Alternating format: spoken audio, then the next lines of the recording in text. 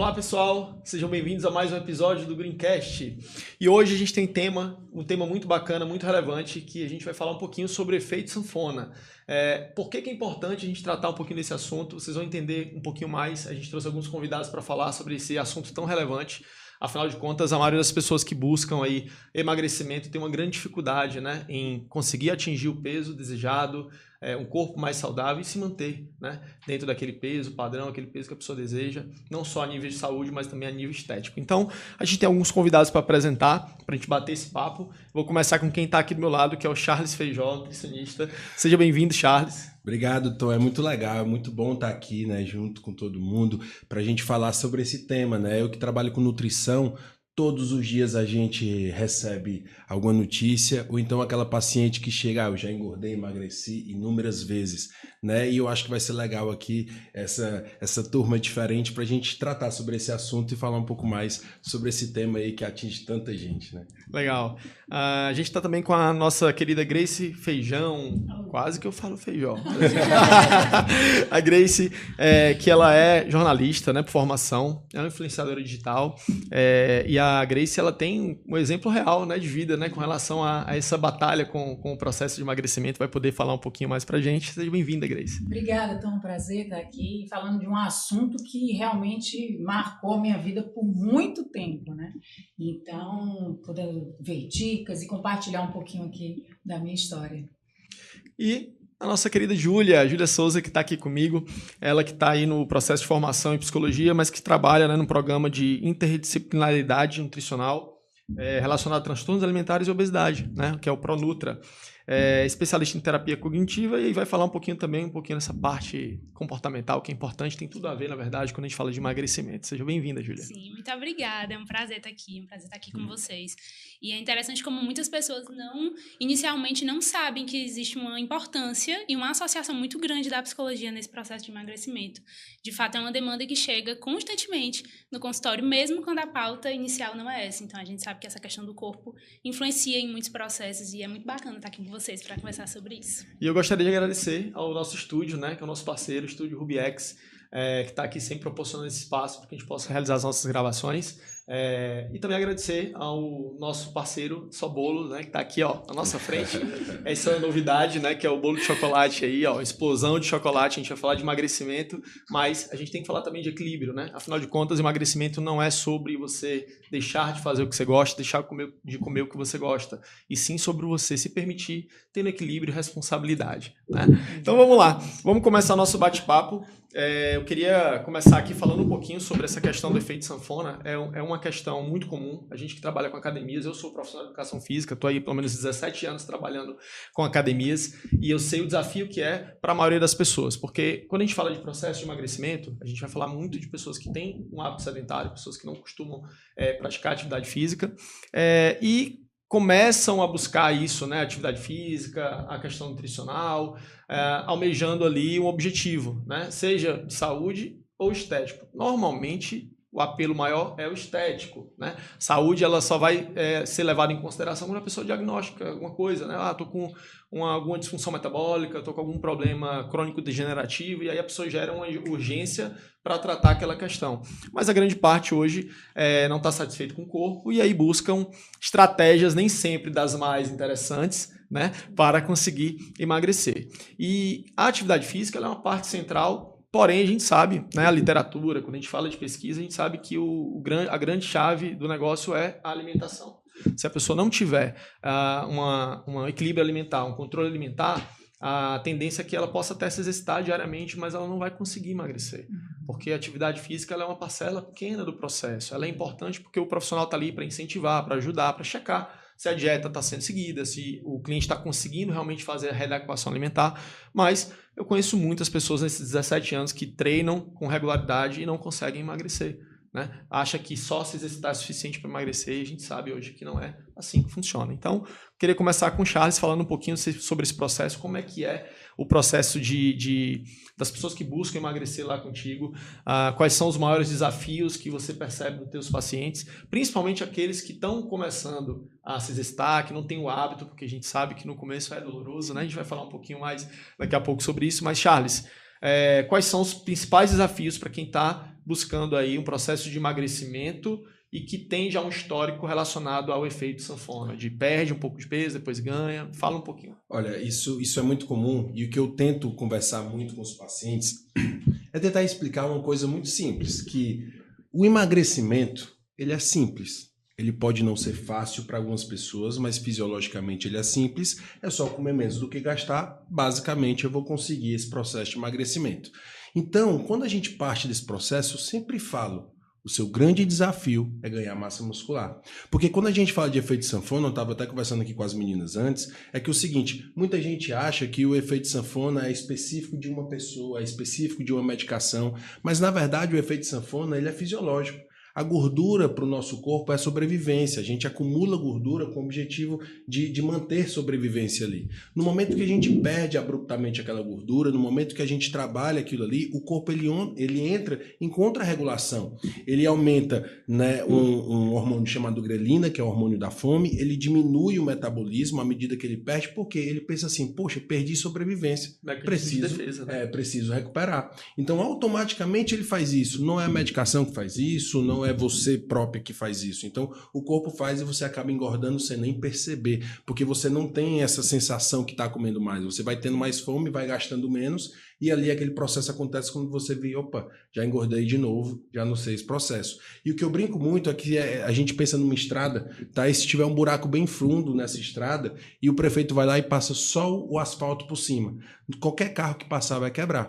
Mas se o prefeito for lá e colocar se ele calçar esse buraco, colocar areia, cimento e fechar direitinho esse buraco, né, não vai quebrar mais. Então, quando eu trago isso para o emagrecimento, eu falo o seguinte, se você abriu aquele buraco, tirou aquela gordura, né, fez isso com o corpo, mas você colocou tecido novo ali, você produziu massa muscular, você tampa, você calça aquele buraco. Então, um grande desafio hoje, eu não acho que é emagrecimento, porque a gente sabe, eu acho que vocês sabem, que ganhar massa muscular não é tão simples assim. Então, aí necessita da parte da educação física, necessita da parte psicológica.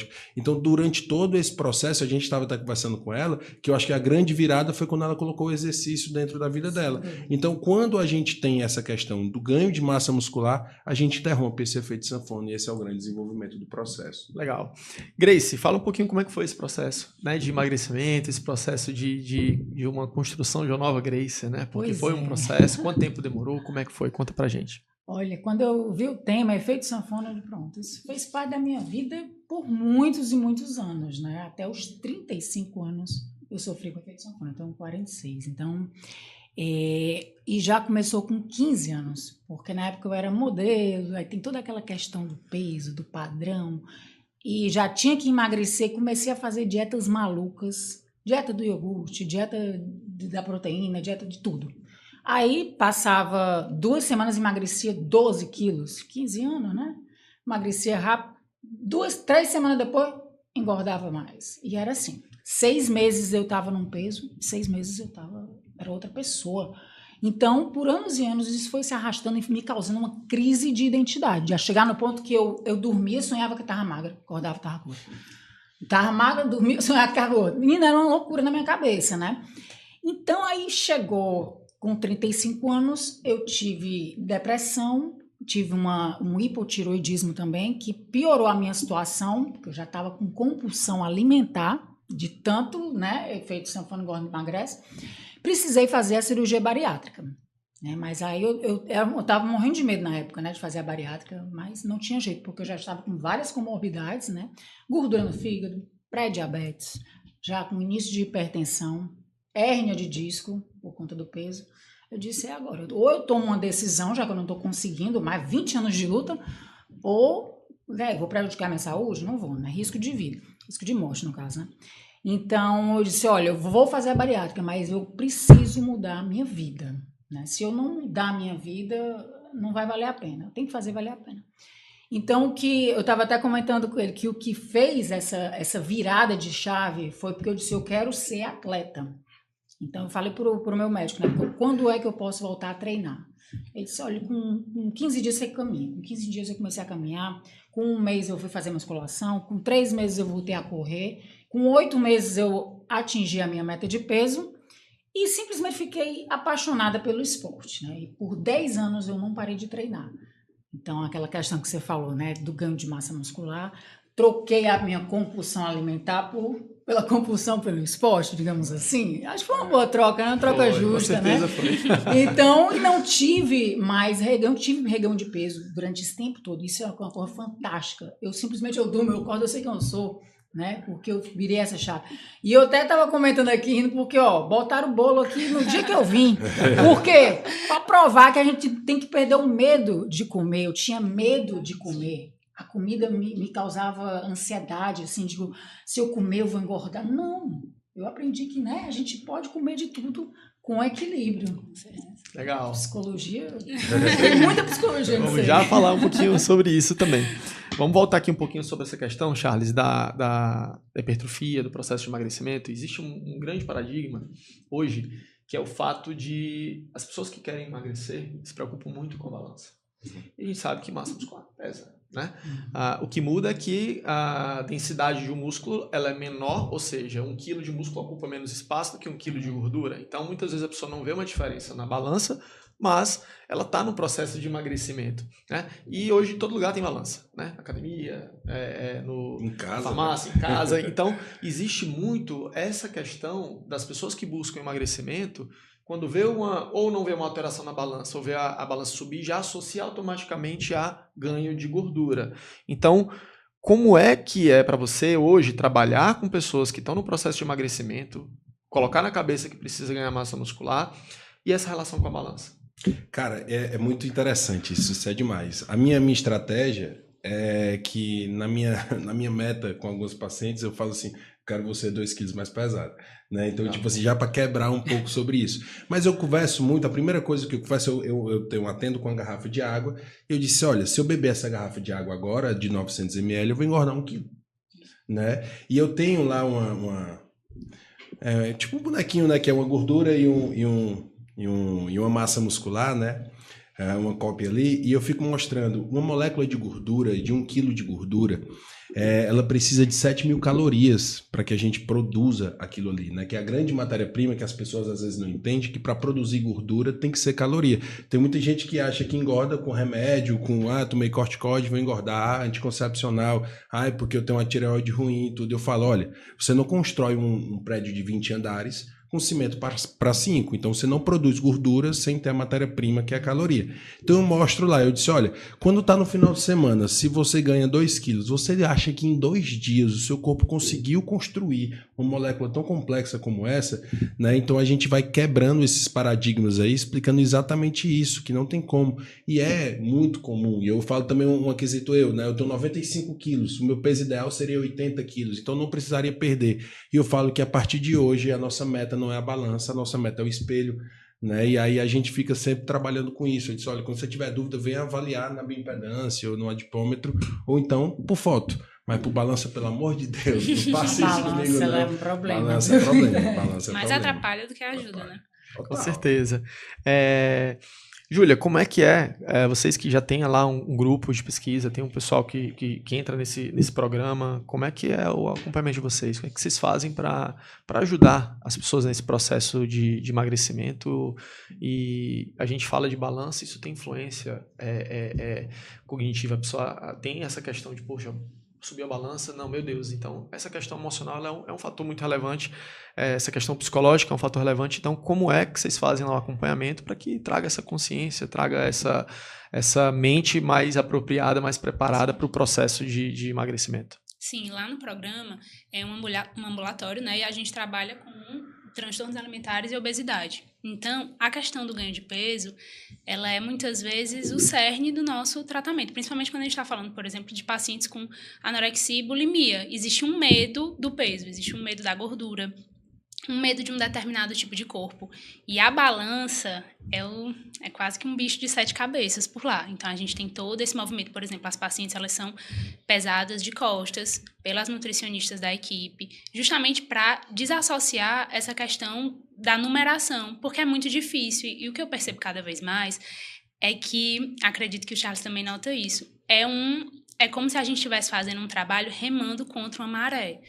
Porque hoje, com o grande acesso de internet, mídias sociais, é muito complicado a gente romper com alguns estigmas, e eu noto que essa questão do peso, perdi tantos quilos e tal, existem pacientes, casos e casos, né? Mas, via de regra, essa questão da numeração, ela tem um efeito muito forte, principalmente sobre as mulheres.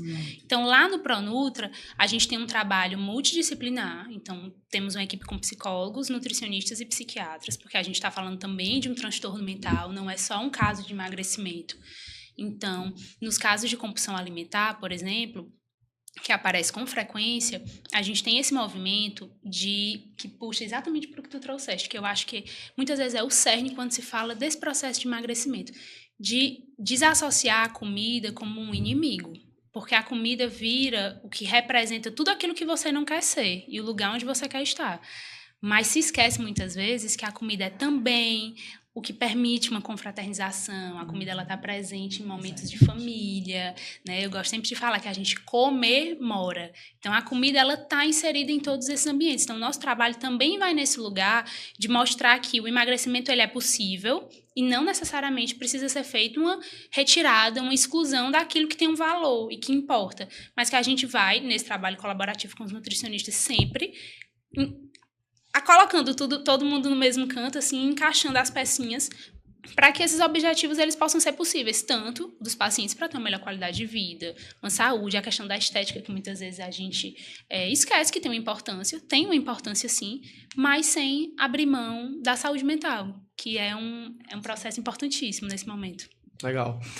Quando a gente fala de qualquer objetivo, né, quando a gente fala de emagrecimento, quando a gente fala de qualquer outro tipo de objetivo, normalmente por trás do objetivo de qualquer pessoa que procura a gente como profissional, seja profissional de educação física, nutricionista, tem um motivador base, né? Normalmente é dor ou prazer, né? As pessoas que estão buscando emagrecer, elas não têm prazer em se exercitar. Afinal de contas, se elas se exercitassem, se alimentassem bem, elas não estariam buscando emagrecer, já estariam com o corpo pelo menos saudável, ou dentro de um padrão que ela busca ali. Então, o grande desafio para a gente, muitas vezes, é fazer a pessoa gostar de se exercitar, porque e aí vem dessa questão também do ter prazer, né? No começo não é prazeroso, no começo as pessoas não gostam de se exercitar, afinal de contas, se gostassem, estariam fazendo, né? Então, a pessoa que está no processo de emagrecimento, ela vai começar algo que tem dor, e não estou falando só de dor física, né? Que a dor física ela vai existir, no outro dia vai ficar dolorida, vai ficar mais cansada, né? Mas é a dor mental, de realmente estar fazendo algo que ela não tem prazer em fazer. Então, o nosso trabalho, quando a gente fala da educação física, é o que eu sempre falo para todos os profissionais. Já tive mais de 1000 profissionais que eu tive a oportunidade de capacitar e treinar, e eu falo, olha, primeira coisa, nosso primeiro objetivo não é entregar o que a pessoa quer, é fazer ela gostar. Porque se a gente faz ela gostar de alguma prática física que seja, isso vai ser motivador para ela ter uma regularidade naquilo, que é a questão da constância, né? Não adianta você querer emagrecer a pessoa focando na dor dela, que é importante, mas não é sustentável. A dor é o que gera urgência para a pessoa começar, mas não vai sustentar a pessoa dentro daquele ambiente. Então a gente precisa inserir a pessoa no ambiente do exercício físico regular e trazer o prazer que aqui isso pode proporcionar. Todos aqui se exercitam. Então, tenho certeza que todo mundo aqui, se eu falar, não vai treinar essa semana não, você vai falar, tá doido? Porque você já gosta de treinar, você já gosta de se exercitar. Então, o nosso maior desafio como profissional de educação física, aí é um recado para os profissionais, vamos fazer as pessoas gostarem de se exercitar, esse é o primeiro desafio, porque depois é mais fácil você inserir a intensidade, fazer um trabalho mais direcionado para o propósito daquele paciente, daquele cliente. Então, eu estou falando isso porque tem a ver também com a alimentação, né? Eu acho que a alimentação, ela também não pode ser uma coisa que não tem prazer, né, Charles? Então, como é que você faz? E aí vem a pergunta, né? Como é que você faz para associar, né, as coisas que as pessoas gostam de comer dentro desse processo de emagrecimento com o que ela precisa para chegar no objetivo dela? Eu tenho uma teoria para essa questão da atividade física, né? Que para nós, nutricionistas, é o grande desafio. Eu só vou conseguir fazer com que aquela pessoa tenha constância se eu conseguir acoplar com a atividade física, em muitos casos. É claro que tem exceções, né? Mas a minha maior estratégia para conversar com o paciente a respeito disso, eu pergunto, se você fosse começar a surfar hoje, fazer um kitesurf, você iria no mar sozinho com a prancha e lá ia tentar surfar, remar aquilo ali? E aí ele disse, não. Aí eu disse, você faria o quê? Eu disse, numa escola de surf. Eu disse, quando você opta por um outro tipo de atividade e tudo, pelo menos muita gente às vezes acaba sendo mais dinâmico o crossfit ou alguma outra coisa assim. Eu disse, você percebe que o crossfit tem um professor, né? Agora, quantas vezes você treinou a musculação acompanhado? O maior fato da pessoa desistir, muitas vezes, é que ela não sabe treinar, não tem conhecimento sobre aquilo. vai sozinha, às vezes cai em estruturas que são feitas para a pessoa desistir, né? Em tipos de academias e tal que é feito, onde não tem um suporte ali para lhe acompanhar e você recebe ali uma ficha padrão, não sabe mais ou menos como é que funciona o processo, e aí aquela academia ela é feita para que você pague e não vá, né? Então, dentro desse processo, o que eu mais converso com isso é o seguinte, porque muita gente já chega lá, e o Ozempic, né? E a medicação, isso. Demais. Eu disse, cara, eu acho massa, eu sou fã do Ozempic, não sou fã desse tipo de medicação, mas ele tem um custo. Eu disse, dá para pagar o Ozempic e o personal?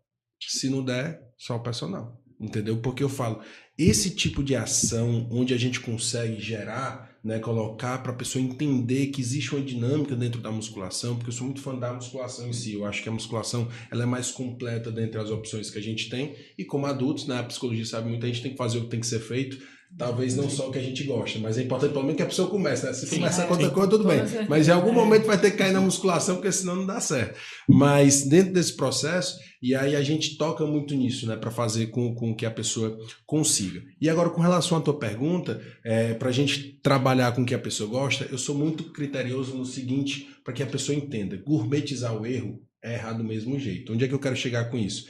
Às vezes hoje a gente está com enxurrada de produtos fits, lights e tal. Eu vi esse bolo aqui e às vezes a gente vê bolos por aí que são feitos de farinha de amêndoas, que são feitos com pasta de amendoim, que são feitos com outras coisas. Se você for contabilizar a caloria desses bolos, quando eu troco a farinha de trigo pela farinha de amêndoas, é mais funcional a farinha de amêndoas, pode até ser menos inflamatória, se a gente for poder pensar assim, mas um é a base de gordura e outro é a base de carboidrato. Gordura é mais calórico. Então, mesmo sendo sem açúcar, esse pedaço de bolo com farinha de amêndoas, pasta de amendoim, parará, vai ser mais calórico do que um bolo como esse. Um chocolate 70% tal, se eu como uma quantidade, se eu compro uma barra e como mais, é muito mais calórico do que um filetinho de chocolate comum, né, para não dizer a marca aqui, mas então o que eu falo às vezes é que, poxa, vamos contar calorias juntos, né? O meu papel aqui é estar contabilizando para você. Se a gente tem X calorias, se a gente tem uma margem para o açúcar, né, que a gente diz ali uma margem pequena, por que não consumir? Para que a gente vai gourmetizar tanto isso, né? Então a gente consegue introduzir, porque a gente sabe que quando a restrição é total, dura pouco tempo, né? Então Com a gente certeza. tem que ver muito sobre isso. É aquela máxima, né? Carboidrato é ruim. Carboidrato engorda. Falam em Né? restrição, eu penso logo aquela frase que eu levei pra minha vida: restrição gera compulsão. É o nosso lema. Né? Pronto, isso aí eu peguei pra mim, porque no primeiro ano de bariátrica, eu fiquei fitness, 100% fitness, insuportavelmente fitness. Porque, tudo bem, eu tinha que, a minha meta de peso, eu levava marmita pra todo canto, eu fui disciplinada ao extremo. Só que aí, até o segundo ano eu tava insuportável. Eu não queria açúcar, eu ia pros cantos, eu não comia, eu tipo, nossa, vou tomar uma água. Quase tem um nome de um transtorno desse, né, que a gente... Ortorexia. Ortorexia, eu tava quase no pezinho já lá, né? Aí Desculpa, só um parênteses. Explica pra gente o que é ortorexia. Ortorexia ainda não é um transtorno alimentar efetivamente, não está ainda inserido no manual diagnóstico, mas a gente acredita que já na próxima atualização vai aparecer. Mas é quando a gente observa que alguns pacientes eles têm uma certa obsessão em contagem de calorias. Então, a gente vê muito isso. Eu não sei se isso chega pra ti com frequência, mas meu namorado é nutricionista, então a gente sempre troca figurinha em relação a isso, que o pessoal tá nessa onda de que Coca-Cola é melhor do que suco de laranja, porque o suco de a laranja tem muita caloria, você precisa de muitas laranjas para poder fazer um copo. Mas, quando se olha a nível nutricional, não sei se a longo prazo, como é que fica essa questão dessa substituição. Então, a ortorexia, ela entra nesse lugar de uma contagem excessiva de calorias, de uma hiperregra, que muitas vezes limita o que tu estava trazendo, exatamente, de um contexto social, de estar entre amigos, que é isso. Eu já não queria sair para não ter que comer e dar satisfação que eu estava de dieta. Só que eu não precisava mais estar de dieta, assim, claro, a alimentação tem que ser equilibrada. E aos poucos eu fui mudando isso, e o esporte fez com que eu mudasse isso, porque eu comecei a correr, e a gente sabe que quem corre come muito, né? A fome é maior. Então eu digo, não, por que eu não vou comer um bolinho? Eu me empanturrava de coisa fitness. Aí comprava um monte de barrinha que tinha muito mais caloria, que foi o que você falou, do que se eu tivesse comido simplesmente um brigadeiro. E às vezes o corpo quer o brigadeiro. O corpo quer o brigadeiro, ele não quer 35 brigadeiros de batata doce, não. entendeu? Como também não precisa ser uma centena de brigadeiros. Exatamente. É de desenvolver também essa capacidade de autonomia e de consciência na hora de se alimentar. Assim, poxa, eu quero comer um brigadeiro. Esse brigadeiro específico, ele não vai destruir todo o meu processo. Exato. Mas eu também não preciso comer 10 brigadeiros. Eu posso comer um. E aí amanhã, se eu sentir vontade... O que eu converso sobre isso muito com meus pacientes é a respeito de quando a gente tem a consciência de pagar o dia. Eu brinco muito que eu pergunto, você treina quais os dias da semana? Ele diz segunda a sexta. Aí eu disse, qual é o dia que você come mais? Ele disse, sábado e domingo. Eu disse, qual é o dia que você não treina? Ele disse, sábado e domingo. Eu disse, não vai fechar a conta. Então, quando a gente tem a consciência que a gente pode comer um pouco mais, mas a gente precisa se exercitar nesse dia, a gente já tem uma liberdade um pouco maior, né? Pra gente também não vender tanta facilidade. Não É por isso que eu fácil tô treinando de segunda a domingo. Mas se a gente não é tão fácil assim, a gente pode comer tudo que a gente quer e tal, que é só ter equilíbrio. Às vezes a gente perde esse equilíbrio, né? Mas se a gente começa a criar só uma questão do pagar ali no dia, poxa, domingo eu não gosto de ir na academia, mas eu gosto de ir na beira-mar e fazer um cardio, fazer alguma coisa. E aí domingo é um dia que eu gosto de ir na casa da minha mãe e comer um pouco mais livre. Poxa, mas tu fez 1 hora de cardio ali, tu tá empatando aquele processo e vai te otimizar muito mais a longo prazo, né? Duas coisas que me veio aqui à mente. Primeira, com relação a essa questão da compulsão. Tem pessoas que têm dificuldade com isso mesmo. Eu já me deparei com alguns e eu queria saber qual é a estratégia que vocês usam. A pessoa não consegue comer só um. Tem gente que fala assim, eu prefiro nem comer, porque se eu comer um, eu não me controlo e eu acabo comendo mais. Vocês já receberam pessoas assim? Olha, demais, o tempo todo. O que é que acontece? No primeiro momento, a gente tenta avaliar, não de uma forma tão psicológica, né? Não na parte profissional, mas no início a gente tenta ver o seguinte, às vezes é preciso mudar de ambiente, né? Então a gente procura ver se é a pessoa mesmo o problema ou se é o ambiente que ela está inserida, né? Então, a priori, o ambiente. E como eu não sou psicólogo, a segunda parte é a parte medicamentosa mesmo. Tá? Então, às vezes, nessa questão de compulsão, pode ser necessária a parte de medicamentos, né, nesse processo aí. Então, inicialmente, a gente tenta fazer algo mais voltado nessa parte comportamental, para que a gente observe e veja essa questão ambiental da pessoa, do ambiente que ela está inserida, porque isso envolve muito. Às vezes o marido, às vezes os filhos. Eu brinco muito, meu filho só come besteira. Eu disse, teu filho tem quantos anos? Tem 6 anos. Eu disse, teu filho faz supermercado? Não. Quem é que compra? Quem é que compra essa besteira para ele? É você. Então, ele só come besteira porque você leva para casa. Entendeu? Então, é muito voltado para isso. Então, é nesse contexto que a gente trabalha mais um pouquinho. Mas a parte medicamentosa, às vezes, é necessária. Sim, sim. E o que eu observo com frequência é que, quase 100% das vezes, esses processos de compulsão, a comida ela entra para ocupar um buraco de uma falta. Então, normalmente, são episódios que vêm logo após uma ativação emocional de uma situação. Então, eu tô com muita raiva, briguei com meu esposo, tô com muita raiva, e aí tem um episódio. Tô muito triste, tô frustrada. Tô muito feliz. Exatamente, tô muito feliz. Ficava feliz comigo. A comida entra como uma recompensa também, isso é algo muito social, pelo menos assim, falo pela experiência da minha casa. Qualquer, assim, passei no vestibular, tirei carteira de motorista. Pede uma pizza. Tá, mas Estou vamos lá. aqui hoje. Como é que vocês fazem, então, para ajudar nesse processo quando vocês identificam que é uma falta emocional, uma mudança emocional que faz com que a pessoa tenha esse gatilho? Sim. Tem alguma estratégia que vocês utilizam para poder ajudar a controlar isso? Sim, com certeza. Um que eu gosto bastante é trabalhar a identificação de valores. Então, valores de vida. O que é que tem dentro da vida desses pacientes que pode ser um agregador nesses momentos, além da comida? Porque a comida, e aí eu acho que o primeiro passo é também educar sobre o que é comer. A gente fala muito uma frase lá no ambulatório que eu acho muito legal, de que comer é um ato biopsicossociocultural. Então, quando a gente vai comer, existem inúmeras variáveis que atravessam o porquê a gente come, o que a gente come, como isso acontece. A nossa estrutura familiar muda muito isso. Então, um exemplo, assim, eu sou pernambucana, mas eu moro aqui a vida toda. E eu vejo muitas diferenças, por mais que sejam cidades próximas, as diferenças culturais da forma como as coisas que eu janto, as minhas amigas não jantam. Então, a comida, ela atravessa toda a nossa história em inúmeros momentos. Então, o primeiro passo é mostrar isso. A comida, ela tem, sim, um efeito reparador. Porque se não tivesse, não seria um recurso utilizado. Tanto que esses pacientes, por exemplo, pacientes com sobrepeso... Né? Você comeu um alimento gostoso desse, um bolo desse, libera automaticamente hormônios de saciedade e prazer. Está sempre perto da comida. E porque é um prazer que vem. É um prazer que vem, mas logo em seguida vem muita culpa. Vem muita culpa, vem muito arrependimento. Em determinados casos, vem estratégias inadequadas para uma perda de peso mais efetiva, podendo gerar um outro tipo de transtorno. Então, acho que o primeiro passo é esse, de trabalhar o que significa a comida, por que a gente come, mas de mostrar também que ela não está tendo o efeito desejado. Porque a partir do momento que você come para tentar suprir uma necessidade, mas isso dá um efeito rebote emocional gigantesco, a comida já não está tendo mais esse efeito. E aí, em paralelo a isso, a gente vai trabalhando valores de vida. A atividade física, ela é fundamental nesse processo. Ela é fundamental, porque quando a gente fala, por exemplo, de pacientes com depressão, que é um transtorno que está muito associado ao transtorno de compulsão alimentar, a atividade física entra como um potencializador. Porque eu sempre falo com as pacientes, assim, de uma forma bem informal, que é uma energia para a vida. Muito além do que a gente também tenta ir mostrando, não é só sobre ter um corpo específico, adquirir um corpo, que é a meta, muitas vezes, pacientes com obesidade, sobrepeso. Mas é toda a qualidade de vida que essa atividade pode te proporcionar. E a ciência, né? Exatamente. O que a gente viu agora é que foi constatado que nenhuma medicação para ansiedade e depressão é capaz de curar.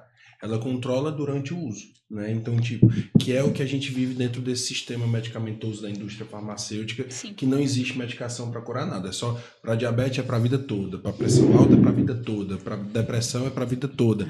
E o que a gente percebe, o que foi constatado, é que a atividade física é a única que é capaz de superar, né, esse problema. Então, é o que eu mais converso quando eu vejo pacientes que tomam muito medicação à base. Porque hoje, às vezes, quando você vai no psiquiatra, se você for no psiquiatra e ele sair de lá mandando você fazer atividade física, você critica o psiquiatra.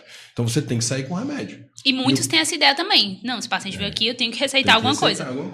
Né? Então fica um sistema muito pró-remédio, né? Então a questão da atividade física também é que uma das formas de comida é aquele negócio assim, hoje eu estou muito cansado, hoje eu fiz muita coisa, eu mereço. Exatamente. Essa questão do merecimento. Total. E que quando a gente treina, esse merecimento, ele acaba sendo compensado, né? Você não tem essa sensação do eu mereço ou do estou precisando disso, né? A gente fala muito que a comida, ela é interessante porque o nosso cérebro é imediato, né? Com a comida a gente tem um prazer agora e o problema só depois. A atividade física, a gente tem um problema agora, né? A dificuldade agora, e o resultado bom vem só depois. E nosso cérebro ele é muito imediatista. Então, quando a gente começa a perceber isso, tem um pouquinho mais de paciência, as coisas começam a fluir melhor, né? Charles, mas tem uma questão que você pontuou, me veio duas coisas que costumeiramente acontecem. Uma é, tem pessoas que treinam para comer. Vocês já ouviram falar isso, né? Então, às vezes o cara... Eu mais ou menos. Esse vídeo aí tá pra falar. Então, o que acontece muitas vezes? A pessoa... Ela treina para tirar o peso na consciência para comer. E ela acaba não evoluindo da mesma forma. Porque a gente sabe que o gasto calórico de uma atividade física, ela não vai ser suficiente para compensar toda aquela alimentação que vai ter uma demanda calórica muito mais alta do que a conta não fecha. A conta não vai fechar, né? Isso é um fato, né? Então tem essa questão e tem outra questão que eu costumo ver, é o seguinte, a pessoa começa a ter resultado, começa a se acomodar. Porque o que acontece? Tá me incomodando a barriga. Ela começa a ver a evolução e tal, fica satisfeita e às vezes aquela pequena evolução, ao invés de ser um motivador para continuar, faz com que a pessoa relaxe e entra nesse efeito sanfona. E aí qual é o problema disso? Ela vai, começa a ter resultado, relaxa, piora. E aí entra nesse processo que a gente está falando hoje aqui. Então é muito comum a gente identificar isso nas pessoas que fazem academia. Muitas pessoas que estão nesse ciclo, muitas vezes não estão num grau de obesidade elevado, não estão num processo de emagrecimento muito grande. A pessoa que às vezes quer perder ali 4, 5 quilos ou precisa de fato perder algo desse tipo, perde 2, 3, já melhora, já se sente melhor, já relaxa e depois volta e recomeça. E isso é um fator que desmotiva, porque isso vai acontecendo por um tempo, chega a pessoa e fala, não. E aí como é que vocês lidam? Como é que vocês lidam com esse tipo de situação? Acontece? É comum? Você tem pacientes assim? Demais. E é o mais difícil, é o paciente mais difícil. O paciente que já conseguiu e perdeu, entendeu? Quando o paciente consegue emagrecimento e acaba engordando de novo, ele não tem tanta crença que agora vai dar certo, entendeu? Cara, o que eu falo muito é o seguinte, com relação a isso, né? Com relação a treinar para comer, eu trabalho com objetivos. Então, eu vou esperar o objetivo dele. Se ele tá bem assim, beleza. Caso não, o que acontece? Existem trabalhos, existem medicações, existem coisas que são mais contínuas. E muitas vezes eu observo se aquele paciente é aquele paciente que aguenta esperar. ou aquele paciente mais imediatista. Então, à medida da paciência dele, eu trabalho junto com uma médica e aí a gente trabalha assim, eu disse, meu irmão, se esse cara aí, se a gente não pegar ele logo, se ele não tiver um resultado rápido agora, a gente não vai conseguir a evolução desse cara. Então, eu dou uma ligadinha para ela, tá ali do lado e tal, e eu disse assim, meu irmão, vamos com tudo. Aí é mais ou menos assim, então é conversado isso. Então, no meu ver, dentro da minha realidade, como eu não trabalho com a parte da psicologia, a gente já... Mas tem um psicólogo lá na clínica. Mas a gente já não... A gente já vai em cima logo disso um pouco mais rápido, porque às vezes esse resultado inicial, bem trabalhado, pode ser o grande trunfo aí da continuidade, né? E eu noto que é questão de um propósito também, assim, porque se tu tá ali se exercitando pra emagrecer, quando tu emagrece, tu vai fazer o que ali? Eu tô ali pra emagrecer. Eu acho massa quando tu diz, assim, também, eu fiz a cirurgia e eu virei pro médico e falei, eu quero ser atleta. Então, é um estilo de vida também, de adquirir aquilo ali, porque tinha um objetivo, né? Isso, porque eu sempre gostei de corrida, até antes da bariátrica. Então, eu parava de fazer esporte quando eu estava acima do peso, porque eu sentia vergonha, me sentia mal, ficava deprimida. Então, quando eu emagrecia, a sanfona era assim, mas voltar a treinar. Então, eu tinha uma relação com o esporte, com a comida totalmente equivocada, porque eu usava o treino como uma punição. O treino era para queimar calorias. Para mim era uma obrigação. Se eu comer muito, eu vou correr muito. Entendeu? Então era assim que funcionava a minha cabeça. Então eu não conseguia ter prazer na atividade física e eu sempre pagava um ano de academia em um dia. Por quê? Porque engordava. Então não existia uma relação saudável. E isso só mudou depois da bariátrica porque eu fui obrigada a mudar meu estilo de vida. E como eu falei, eu quis fazer valer a pena. Então demorou um tempo para eu mudar essa relação. Eu precisei de uma equipe multidisciplinar, com psicólogo, né, terapia e tudo, porque eu tenho ansiedade, né? Então, eu lido com a ansiedade até hoje. Então, é muito importante frisar isso, que o esporte ele me tirou da depressão. Isso é um fato, né? Então, a minha relação com ele mudou, porque eu aprendi que, independente do que eu coma, amanhã eu vou treinar. Se eu tiver vontade de pedir uma pizza, eu vou comer um pedaço de pizza, 2 pedaços de pizzas. E amanhã eu vou treinar normalmente, não é? Eu não quero nem saber quantas calorias tem isso aqui. Eu também era escrava da balança. Todo santo dia eu estava lá me pesando. E aí eu ficava preocupada por quê? Porque depois de uns anos de bariátrica, claro que eu ganhei massa magra. Aí meu Deus, a balança está subindo. Será que eu estou tendo reganho? O pânico. Parei, não, deixa essa balança aí, eu estou bem no espelho, tá legal? Entendeu?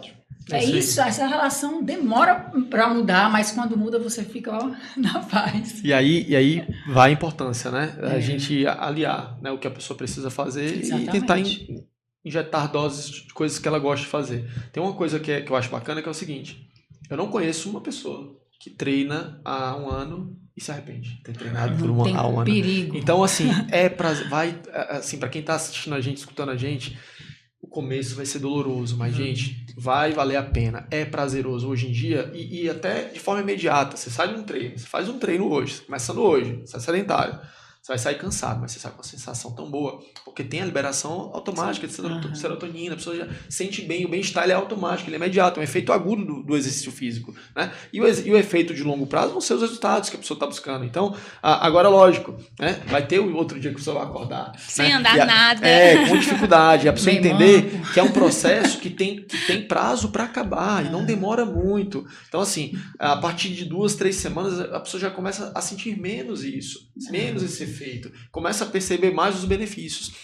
O Charles falou de uma coisa de academia que eu acho importante a gente falar aqui. A pessoa, quando chega na academia, ela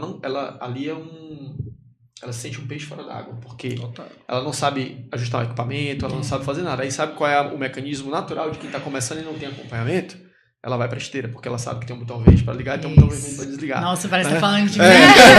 Do peso, então, porque eu não falei de mim ainda, porque era desse jeito. Desse jeito. Hoje é o que acontece. A maioria das pessoas, é o que eu falo sempre, cara, quer encontrar as pessoas que precisam de ajuda, olha pras esteiras. Vão estar as pessoas lá que não sabem o que fazer, não sabem tem uns corredores também. Não, tem. Lógico que tem, mas eu digo... Tem os banheiros escondidos também. Tem os canelas secas lá.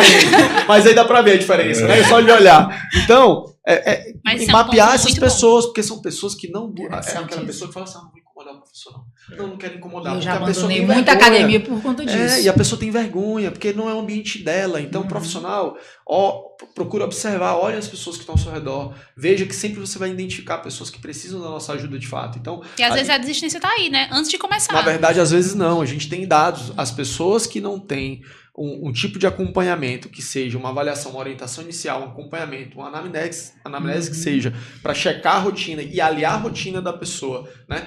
Com o exercício, tipo, eu tenho 40 minutos para treinar, eu tenho 30 minutos para treinar. Você conseguir fazer uma adequação que permita a pessoa fazer a atividade, ter os benefícios da atividade e entrar dentro da rotina de vida dela. Porque, naturalmente, o que acontece? Hoje só tem meia hora. Rapaz, daqui a um tempo a pessoa tá lá, uma hora, nem percebe que ela começa a gostar, começa a praticar, né? Então, pra gente finalizar, parece que a gente começou agora, né? Não é? Eu vou deixar eu ficar até amanhã. Considerações finais, eu queria que o Charles falasse, desse um recado para quem está dentro se encaixa nesse perfil do tema de hoje, o que você pode falar para o pessoal. E já faço despedida também automaticamente. Obrigado, Tom. Muito bom estar aqui. E o que eu tenho para falar é sobre isso, né? Hoje a gente falou muito sobre atividade física. E tem uma atividade física que ela acaba sendo um pouco mais completa, que é a musculação. Eu sei que às vezes o aeróbico, às vezes a caminhada, isso está puxando muito. E é muito bom, é muito importante. Mas não esqueçam da massa muscular. Ela não é só estética, ela vai ser importante para a sua saúde e para a forma na qual você quer envelhecer. Então sempre faça protocolos e estratégias que vão trabalhar também a sua massa muscular, porque para ganhar massa muscular, seu corpo usa gordura e isso promove emagrecimento. Excelente. Gracie? Eu queria agradecer o convite, né, participar falando desse assunto, né, que tem, tudo a ver com a minha vida, e falar para você de casa que passa por esse problema aí do efeito sanfona, não desista, tenha paciência, busque orientação profissional, né, para lidar com a sua ansiedade e tudo, porque tudo depende do primeiro passo, né? O primeiro passo, faça o que tem que ser feito, não apenas o que você quer, porque você não é criança para estar fazendo o que você quer, você tem que fazer o que precisa ser feito, porque lá na frente você vai agradecer. Show de bola. Júlia? Queria agradecer também o convite, assim, foi uma honra, uma felicidade imensa poder estar aqui com todo mundo e falar sobre um assunto que me motiva muito, pessoal e profissionalmente. Queria deixar um recado para todo mundo que está assistindo a gente, mas principalmente para as mulheres. Eu sei que esse é um tema muitas vezes sensível, que toca muito na nossa trajetória, na nossa caminhada. E queria dizer que, relembrar que o apoio da psicologia nesse momento é fundamental. O corpo, o peso, a comida, nunca é só isso. Sempre tem uma gama de história, de afeto por trás de tudo isso.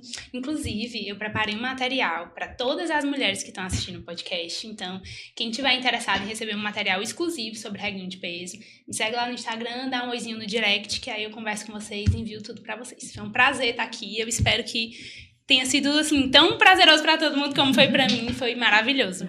É isso aí. Então, agradecer quem está nos assistindo, acompanhe os próximos episódios, em breve a gente vai estar divulgando aí e não deixa de comentar, mandar sua mensagem, manda para quem está precisando, né, que você conhece, que precisa entender um pouquinho mais sobre esse processo. Eu acho que foi muito rico aqui, a gente conseguiu trazer muita informação relevante que vai ajudar com certeza essa pessoa. Até o próximo episódio, pessoal. Tchau, tchau.